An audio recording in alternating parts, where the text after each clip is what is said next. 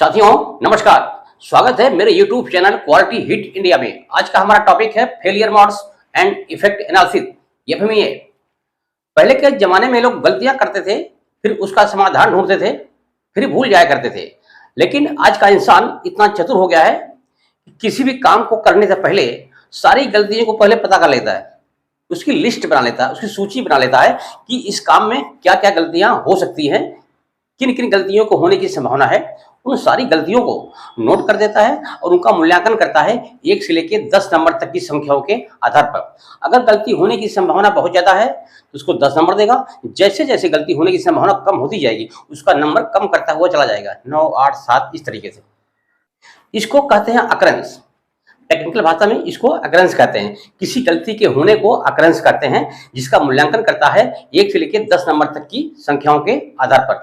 अगर गलती होने की संभावना बहुत ज्यादा है 10 नंबर, जैसे जैसे संभावना कम होती जाएगी नंबर कम करता हुआ चला जाए। और जो अकरेंस होता है ये पूरी तरह से निर्भर करता है प्रिवेंशन के ऊपर, रोकथाम के ऊपर। हमारा प्रिवेंशन जितना मजबूत होगा, जितना स्ट्रांग होगा, अकरेंस नंबर उतना कम होगा।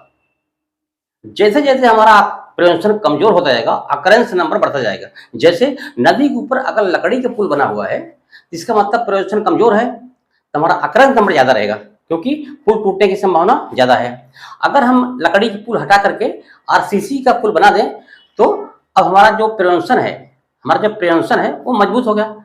अब हमारा डिटेक्शन, अब जो हमारा अकरेंस है वो कम हो जाएगा, क्योंकि हमारा प्रिवेंशन मजबूत हो गया।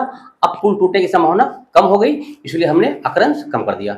अब उस गलती का असर क्या पड़ेगा, इफेक्ट क्या पड़ेगा, उसको भी नोट कर लेता है। वो कितना विध्वंसकारी होगा, कितना विनाशकारी होगा उसका भी मूल्यांकन करता है 1 से लेकर 10 नंबर तक की संख्याओं के आधार पर। अगर वो बहुत ज्यादा विनाशकारी है, बहुत ज्यादा विध्वंसकारी है तो उसको 10 नंबर देता है। जैसे जैसे उसका असर कम होता जाता है उसका नंबर कम करता हुआ चला आता है। इसको कहते हैं सिवियरिटी। अब गलती होने और इफेक्ट पड़ने के बीच में उसके रोकथाम की अगर कोई संभावना है तो उसका नंबर कम देगा। जैसे जैसे संभावना कम होती जाएगी उसका नंबर बढ़ता हुआ चला जाएगा। यानी कि रोकथाम की संभावना अगर बिल्कुल नहीं है तो उसको 10 नंबर देगा। जैसे जैसे संभावना बढ़ती जाएगी नंबर कम करता हुआ चलाएगा। इसको कहते हैं डिटेक्शन। किसी भी गलती होने और इफेक्ट पड़ने के बीच में जो रोकथाम होता है उसको बोलते हैं डिटेक्शन।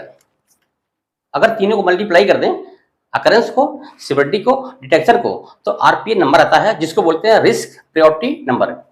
अब RPN नंबर ज्यादा होगा तो एक्शन लेने की जरूरत है, क्योंकि RPN नंबर ज्यादा होना एक खतरे का संकेत देता है।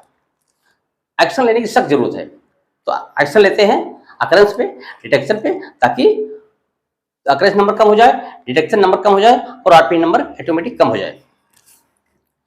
तो कुल मिला के किसी भी काम को करने में जितनी गलतियां होती हैं सारी गलतियों को लिस्ट बनाता है, फिर उसका अकरेंस, डिटेक्शन और सिवियरिटी, RPN नंबर नोट कर लेता है। तो किसी भी आदमी को देखने से मालूम पड़ जाता है कि इस काम के करने में कितना रिस्क है